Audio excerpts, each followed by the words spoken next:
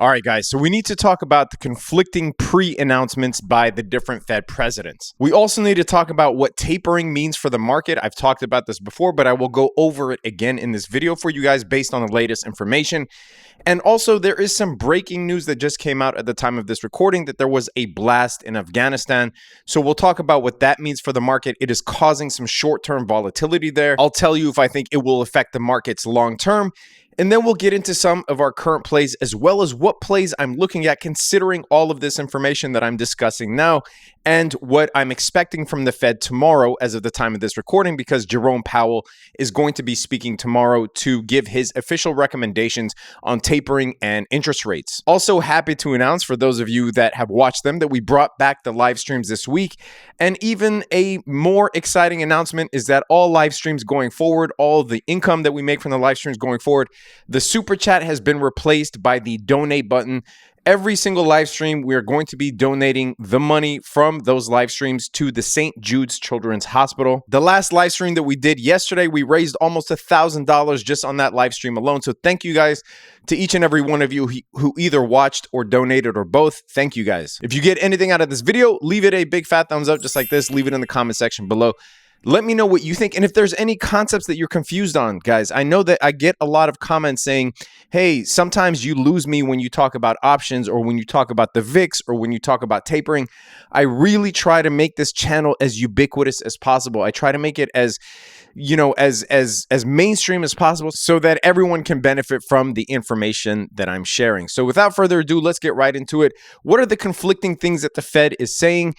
What is going on in Afghanistan? What does that mean for your portfolios? Obviously, this stuff is affecting people's lives, whether we're talking about the people in Afghanistan or the troops themselves. So we're going to focus. I don't want to seem like I'm insensitive. We're just going to be focusing the discussion surrounding what it means for the markets. Not going to be talking about politics or how it affects people's lives. So I just want you to know that I'm not being insensitive. It's just the focus of this channel. So the NASDAQ and the S&P 500, as well as the Dow Jones, have dropped after the news that there was an explosion. Now, I think the news says that there are a couple of explosions in Afghanistan.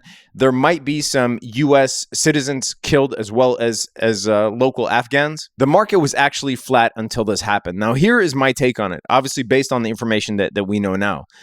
My take on it is we've been in Afghanistan for 20 years, right? So if the U.S. sends troops back to Afghanistan as a result of this, I don't think there is going to be long-term ramifications for the market.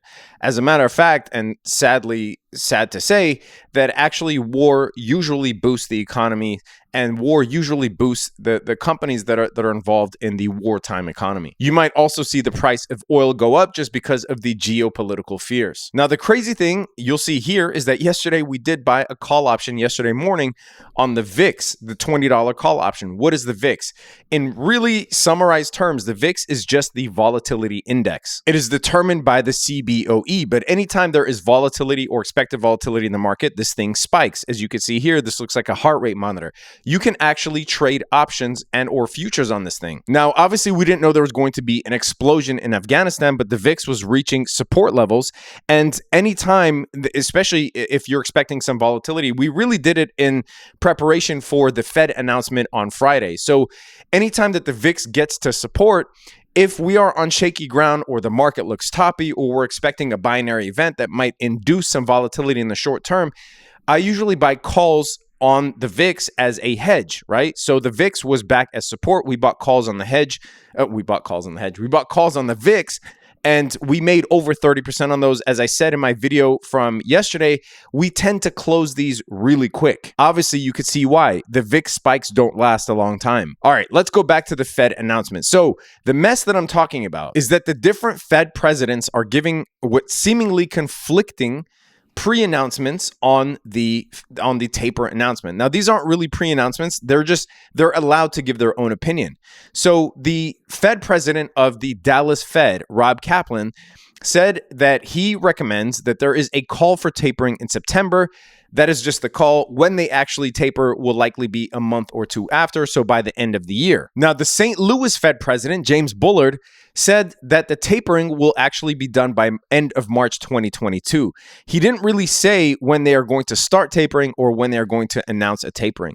And then obviously the head papa in charge, Jerome Powell, is going to make make an official recommendation tomorrow. As of the time of this recording, it's August 27th. And the market definitely wants answers here. At least give an announcement of when you're going to start tapering and when you expect the tapering to end by. Now, this is part of the reason that I bought calls on the VIX. Again, not expecting that explosion in Afghanistan. It was based on this confusion right here, and I might re-enter the calls on the VIX before end of day if the VIX keeps retracing. Now, I did a whole video explaining why the Fed actually does asset purchases, the relationship between asset purchases and interest rates. I went through a whole Khan Academy style explanation. I will link that video here. I'm not going to explain it in detail here.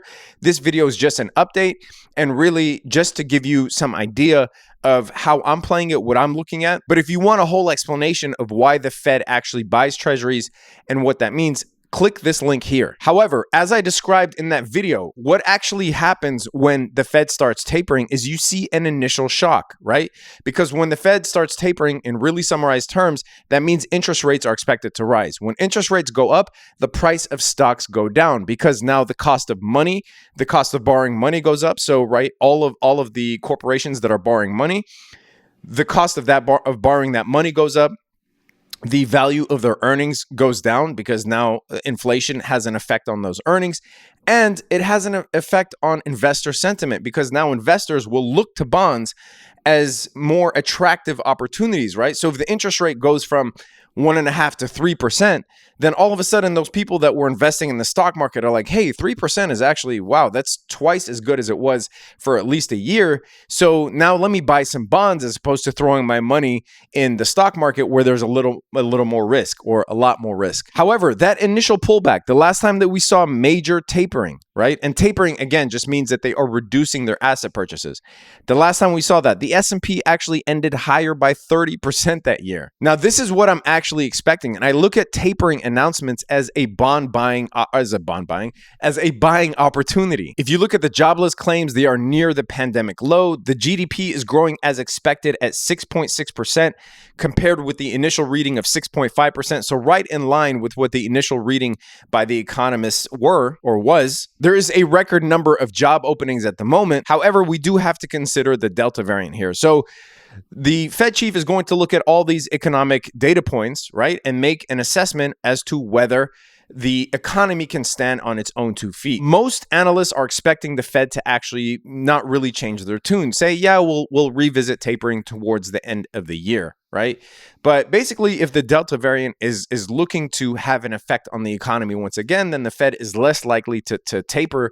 They are likely to delay that tapering until 2022, Q1 2022. So we'll see what he says. If Jerome Powell does commit to tapering, then you will see an initial shockwave in the market. And in my view, that is an opportunity to buy. As you know, if you're a fan of this channel, I'm not a fan of being divested from the markets. However, I do like dollar cost averaging, especially when the indices and the blue chip stocks do fall to the major moving averages. So if we do see a shell shock to the market, in my view, it will be short term. I am expecting a pullback to a correction. I'm not expecting a bear market. What is the difference here? A pullback is any drawdown of up to 10%. Anything over 10%, but not yet 20%, is called a correction. Anything over 20% is called a bear market. I see these concepts really mixed up by some of the newer YouTubers online, but those are the traditional market definitions. So I do expect to see a pullback to a correction. I don't expect a 20% drop or more because the US stock market actually doesn't have a history of back-to-back bear markets. We saw a bear market, what was actually a recession, in March 2020. And usually the average bull market lasts 4.5 years. So there's usually a period of 4.5 years at least between bear markets. Now, obviously, we could see another bear market. There is nothing that is out of the realm of possibility when it comes to the market. But in my view, I don't think we will see a bear market until maybe the Fed announces a rate hike, which I don't expect until 2022 or 2023. So here's an update on some of our current trades. Obviously, I talked about the VIX call option. I talked about the Micron leap, which I actually bought on a live stream on Monday's live stream. I guess it was Monday's live stream. Yeah, that was up 31% yesterday. Some folks closed. Some folks are going to hold for the long term because they believe in Micron. We opened up an earnings play on Workday, which reports after the bell as of the time of this recording. Our toll calendar spread was up 60%, closed Moderna for a 10% loss yesterday, and Fiverr is up 30% as of the time of this recording. Those are the current plays. If you want access to all of our plays, link is in the description below. Obviously, that doesn't include the buys that we made during the dips on things like CRM, on Amazon, on Qualcomm, etc. DraftKings, Okta, all of our plays, all of my portfolios, that link is in the description. What am I looking at to buy right now? Well, as I said, you want to look for undervalued plays. So for instance, am I going to be buying Apple at the all-time high here? No, I'm likely not going to be doing that. However, Amazon was at the 300-day moving average. And I think that if you're not willing to buy Amazon at over a 15% discount, then I'm not sure what you're investing in blue chips for. I like the cybersecurity firms. As I mentioned, Okta, FireEye was another one. Both of those, since I mentioned them on the video, are up almost 10% each. I also talked about SOXS as well as XOXL. Both of those are nearing all-time highs at the moment. I don't think there's a buying opportunity here. I think you're better off waiting until what the Fed says, especially with these growth stocks, right? Like NASDAQ stocks are the ones that are likely to take a hit from any rate hikes. We normally tend to see value stocks doing better as interest rates rise, and growth stocks are the ones that take a hit. So I would still focus on cheap travel stocks or stocks that have not yet recovered at all. So if you look at Jets, the Jets ETF is just bounced off of the 300-day moving average. Las Vegas Sands was bouncing off of a Corona low, right? It is up, what, 10, 15% in the last 4 days. JWN actually crushed earnings. I'm looking to see where there is support here before entering. So keeping this one on my radar. Looking at Pinterest here, nearing the 300-day moving average again, PINS, MasterCard and Visa. Those two I'm also looking at the moment to see where they are finding support. PayPal sitting here at the bottom of this trend line. I don't mind dollar cost averaging in PayPal here. But yes, obviously what we're doing is picking our spots here. You want to look for undervalued plays. I don't think that buying anything at the all-time high here is really advisable. That's just my opinion. Obviously, do what's good for you. Consult whatever financial advisor you need to consult. And I will also definitely be looking at the index funds. I always look to add the index funds. So if you look at the Qs, for instance, this tracks the NASDAQ. If we do see a drawdown and this thing goes down to the 50-day moving average or the 100-day moving average or even the 200-day moving average, right? Then I will load up heavier on this in my long-term portfolio. The SPY is the ETF that tracks the S&P 500. Same thing. DIA is the ETF that tracks the Dow Jones. If these things retrace to the major moving averages and or major support levels, then I usually load in heavier on these index funds. Now, what happens if the Fed actually delays tapering?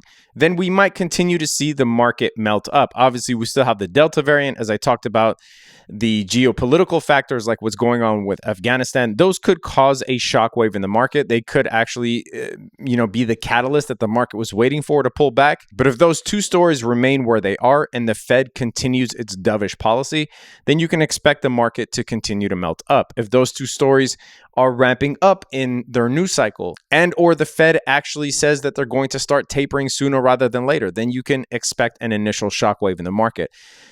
But the important thing to keep in mind is that fear is a buying opportunity, right? If you believe in the US stock market and the resilience of the US stock market historically, then you want to get in when the US stock market has given you a cheaper opportunity to enter. So that is the way that I look at it. That's the way that I've always looked at it in my 20 years of trading. Anytime that we do see these major crashes and pullbacks and corrections, I view it as a buying opportunity for the long term, and it has not done me wrong yet. And there are people way older than me like Warren Buffett who are more of a testament to this, obviously.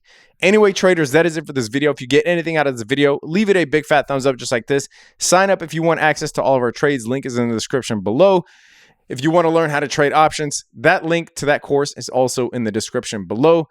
Hit that notification bell, subscribe to the channel. Stay safe out there, traders. Peace.